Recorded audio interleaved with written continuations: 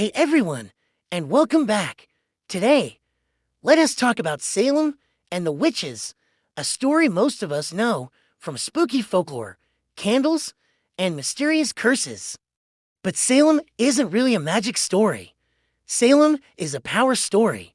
In 1692, people in the Massachusetts Bay Colony started accusing their neighbors of witchcraft. In the myth version, it's simple. The town panicked, everyone lost their minds, and superstition took over. But in the real version, Salem looks less like a haunted house and more like a community cracking under pressure.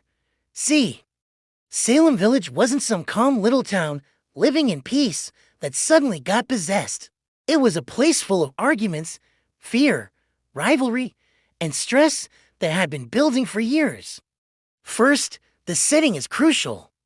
This was a Puritan society, which meant religion wasn't just a private belief, it was the center of law, culture, and identity.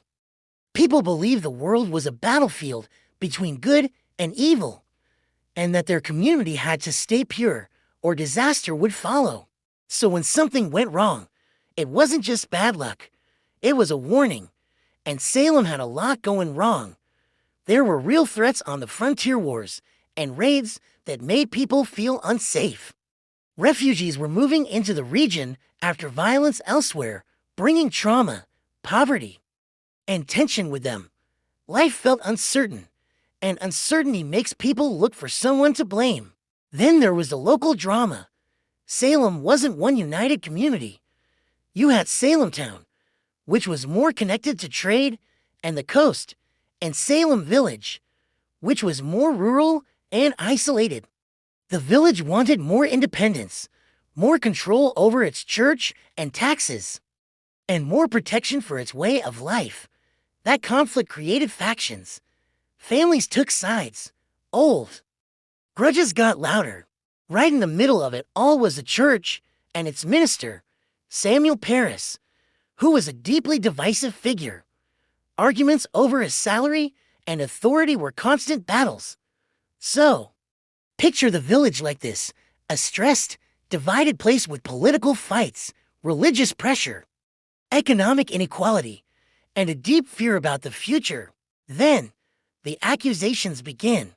A group of young girls started showing strange symptoms and behaviors that adults didn't understand.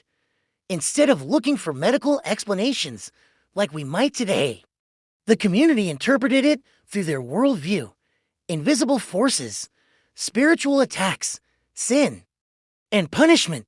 And once the idea of witchcraft entered the room, it gave people something powerful, a simple explanation for a complicated mess.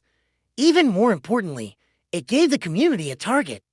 The first people accused weren't random. They were outsiders, the disliked, the vulnerable, the ones who didn't fit neatly into the strict social mold. This is a pattern we see over and over again in scapegoat panics throughout history. But it didn't stop there. Once accusations become a tool, they spread fast.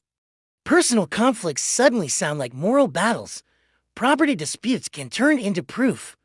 If your neighbor has land you want, or your family hates theirs, an accusation becomes a weapon that looks like righteousness. This is why Salem is so revealing. It shows how fear mixed with authority can turn gossip into law. Now, here is a key detail that makes Salem feel even less like magic and more like a broken justice system. The courts accepted something called spectral evidence. This meant someone could claim they saw a person's spirit harming them, and that claim could be treated as meaningful in court. No physical proof was required, no witnesses you could cross-check, just a statement that couldn't be tested. Once that's allowed, the system becomes almost impossible to stop. Because you can't prove you didn't haunt someone in a dream. As the trials expanded, the situation escalated into arrests, imprisonment, and harsh punishments. People were pressured to confess, and confessing could become a survival strategy. Meanwhile, accusing others could redirect suspicion away from yourself. The whole thing turned into a runaway machine. Fear feeding fear, accusations feeding authority. and authority feeding more accusations. Eventually, the colony's leaders began to realize what was happening. More respected members of society started getting accused. Doubts began to rise. The panic didn't end because people suddenly became smarter overnight. It ended because the cost of continuing became too dangerous for the system itself.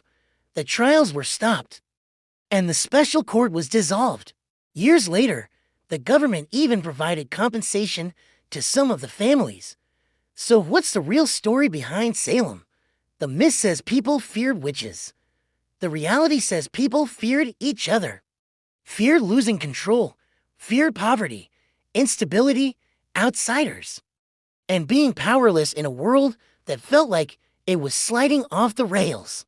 Salem becomes a detective story about power because the witch label worked like a social weapon. It could remove enemies, silence troublemakers, punish outsiders, and settle grudges, all while looking like moral purity. That's the truly scary part. Not that people believed in magic, but that a community under pressure can build a system where accusation becomes truth.